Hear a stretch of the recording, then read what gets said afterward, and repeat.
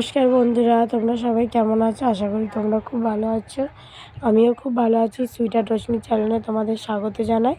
আরেকটি নতুন ভিডিও নিয়ে চলে এলাম তোমাদের কাছে। এতদিন আমি ভিডিও দিতে পারিনি একটা প্রবলেমের কারণে, তো এখন থেকে আমি ভিডিও ছাড়বো। তোমরা প্লিজ দেখো।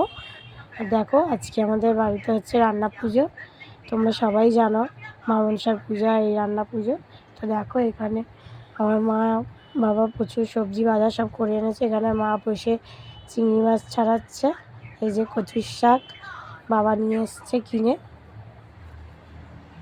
এখানে দেখো মোটামুটি আমার কাটাকুটি কমপ্লিট, মানে মোটামুটি কমপ্লিট। এখনও অনেক কিছু কাটা বাকি আছে। আর এবছর আমাদের সত্যি অনেক দেরি হয়ে গেছে বসতে।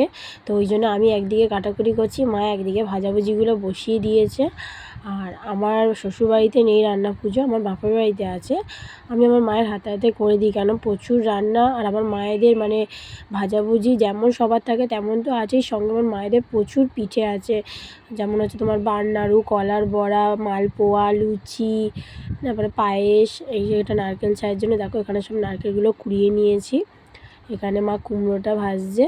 আর এই যে চিংড়ি মাছ ভাজা, চিংড়ি মাছ দিয়ে কচু দিয়ে তরকারি হবে, আর ইলিশ মাছের মাথা দিয়ে পুঁই শাক দিয়ে।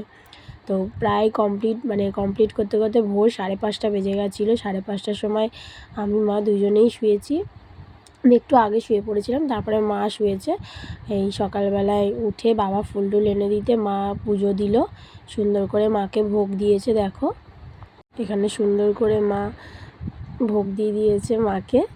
আর এখানে দেখো এই যে মালপোয়া সব কিছু রান্না কমপ্লিট। এই পুঁই শাকের তরকারি, এটা ডালটা না আমাদের পুকুর মাখা মাখা হয়, কিন্তু একটু এবারে হয়ে গেছে। এই যে ইলিশ মাছ ভাজা, আর এখানে সমস্ত রকম ভাজাভুজি। তোমাদের কাদের কাদের রান্না পূজা আছে আমাকে কমেন্টে জানিও, আর কাদের কি কি ইউনিক রেসিপি আছে সেটাও জানিও। আমাদের একটা খুব সুন্দর ইউনিক রেসিপি আছে, সেটা হচ্ছে চিংড়ি মাছ দিয়ে চালতার চাটনি। এটা অনেকের থাকে না, হয়তো বা অনেকের আছে। আর এখানে দেখো হঠাৎ বসে থাকতে থাকতে দেখছি একটা কাঠবিড়ালি বসে বসে বিস্কিট খাচ্ছে। দেখো কত সুন্দর লাগছে, এই জন্য ভাবলাম একটু তোমাদের সাথে শেয়ার করি। আমাদের জানলা দিয়ে হঠাৎ দেখতে পেলাম কাঠবিড়ালিটাকে। তো দেখো আমরা এখানে সবাই খেতে বসছি, আমাদের বাড়ির লোকেরা সবাই।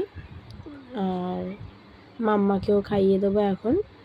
তো টাটা সবাই, তোমরা খুব ভালো থেকো। আর আমার ভিডিওটা যদি ভালো লাগে তোমরা প্লিজ সাবস্ক্রাইব করো, লাইক করো, কমেন্ট করো, শেয়ার করো। আর তোমরা সবাই খুব ভালো থেকো।